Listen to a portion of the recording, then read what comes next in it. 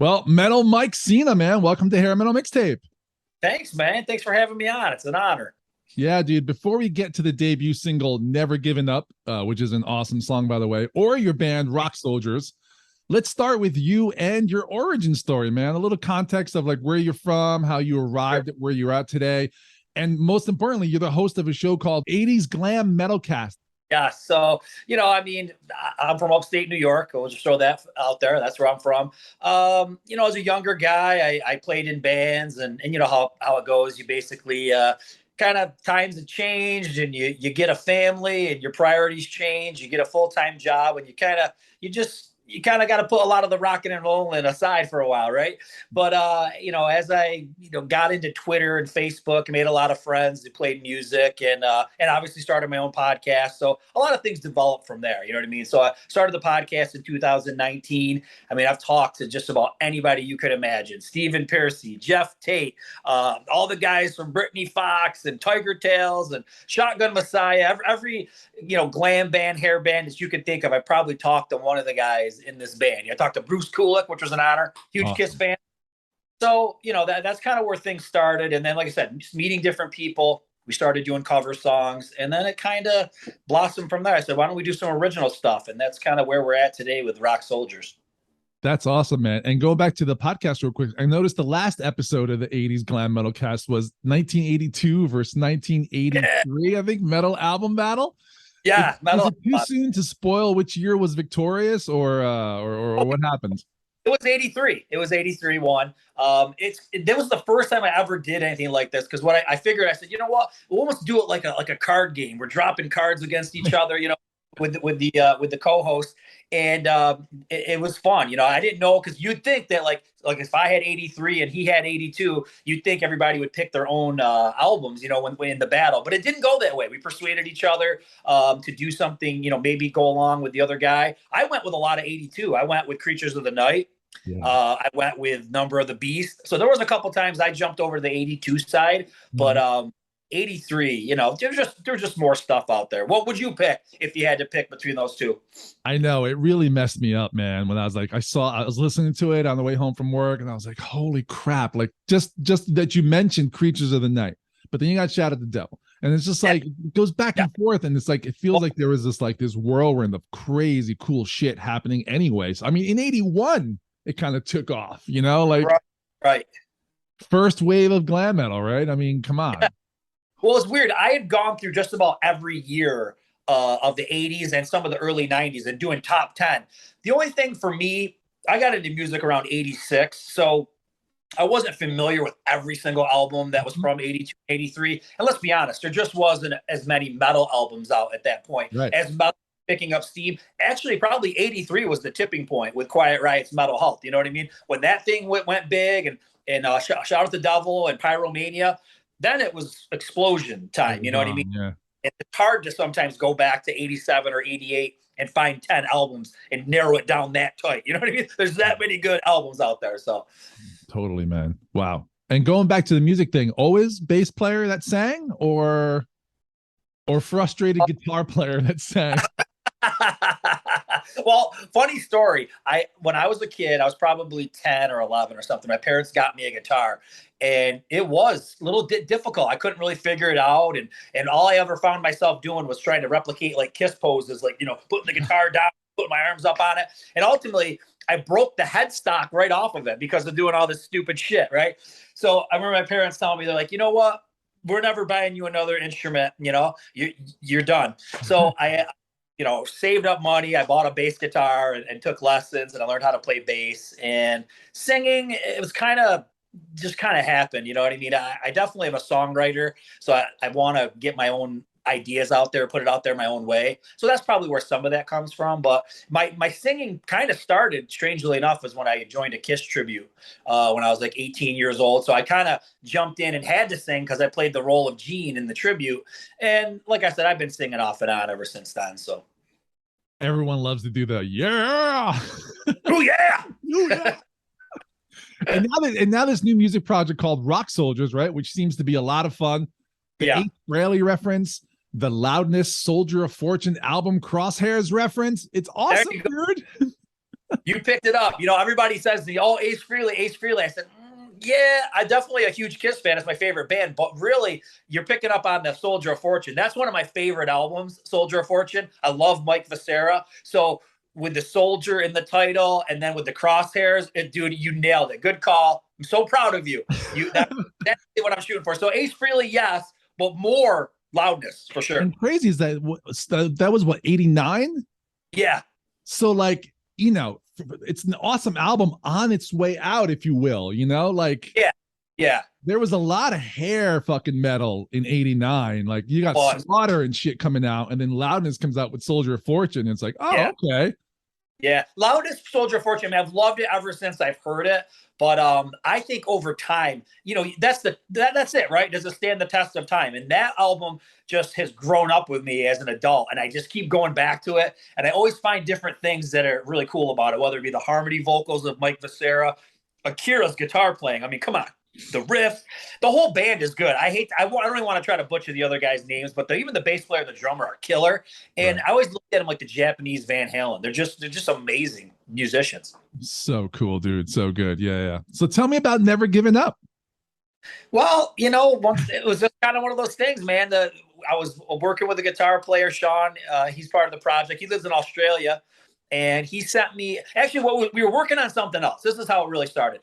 I had an idea of doing something that was a little bit more like, let's say, heavy stuff, like, you know, like Megadeth meets Kiss Revenge or something. That probably people hear that and they're like, "Oh, that sounds pretty good. You should do that," right? But so we were kind of going that route. So I sent him where I was at with something, and he sends me back this riff, which is the main riff of Never Give It Up. And I'm like, you know, man, I go, that riff is cool, but it's like too happy sounding. Like it doesn't fit what we're doing, you know? And I know I probably came across as like a dick, and he probably thought like, "Oh, this guy's just blowing me off. He hates the riff." I really loved the riff, you know, it just didn't fit for what we were doing at that moment.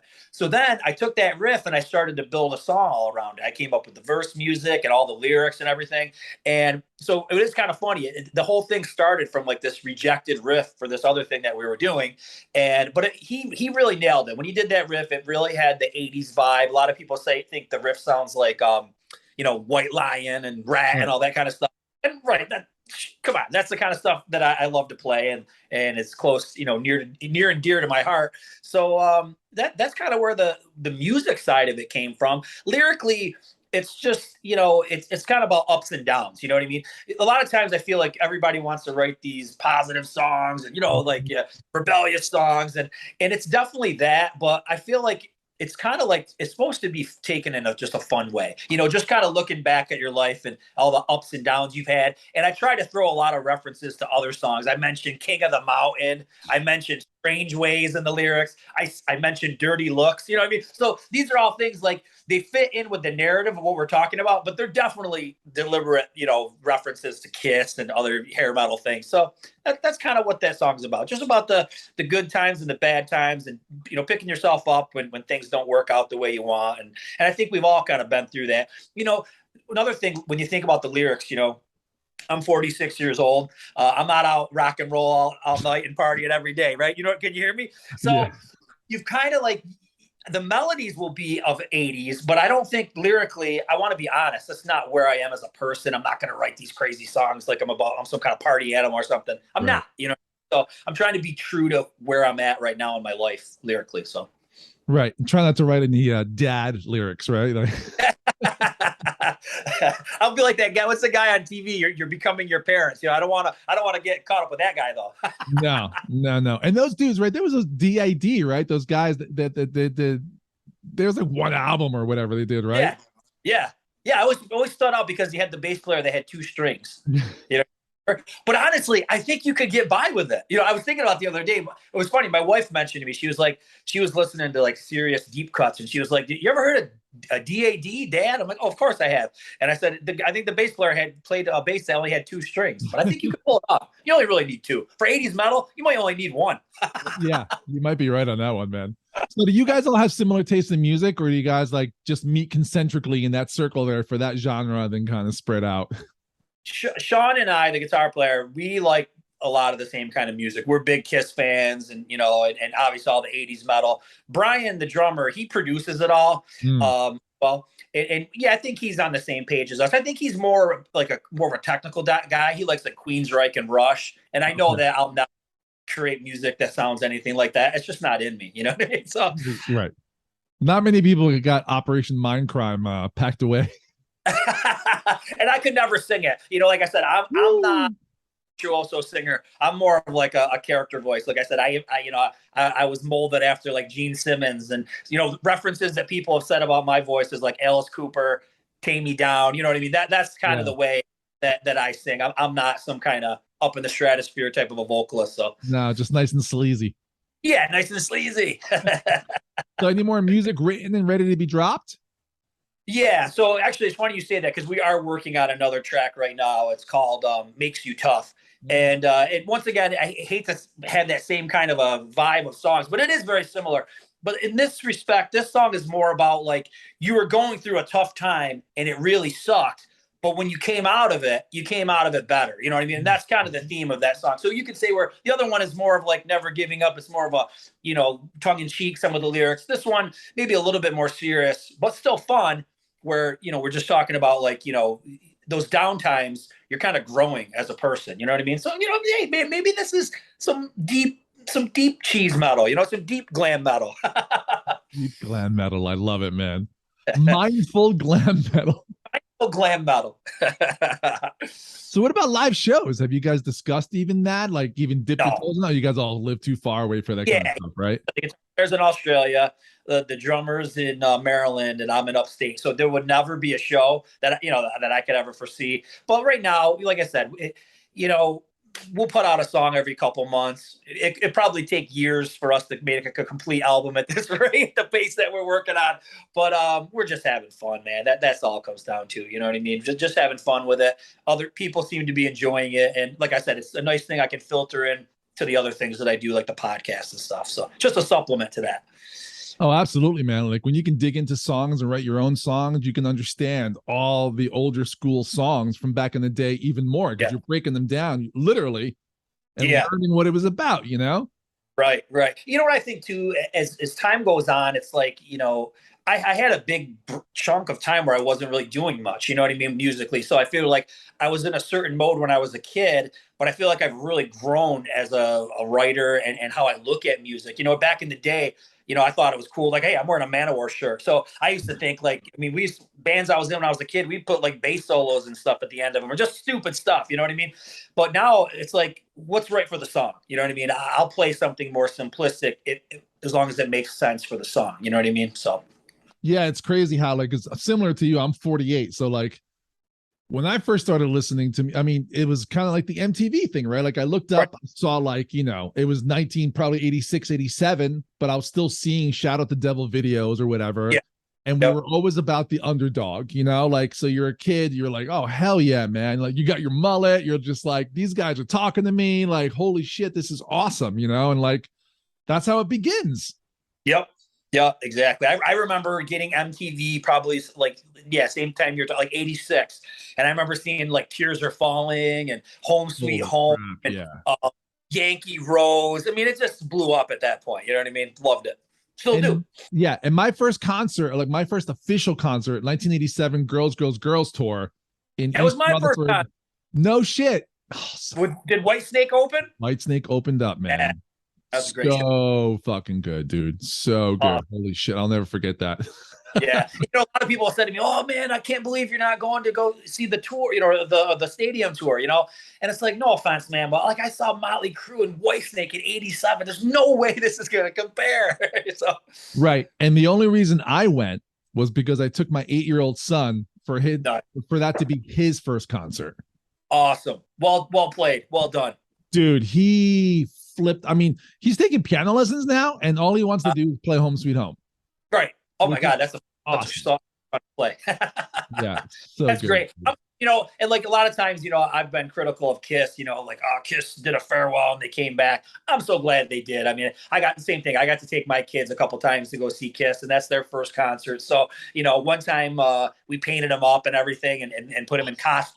They put him on the screen before the show. It's just so cool stuff that you'll never forget. You know what I mean? So I'm so glad that I was able to share these kind of concerts with my kids. Yeah. Yeah, that's why I went to see. My wife got me tickets before we had our son for the Kiss Motley Crue tour, Yeah. which I was able to see Kiss in fucking makeup, for like, Yeah.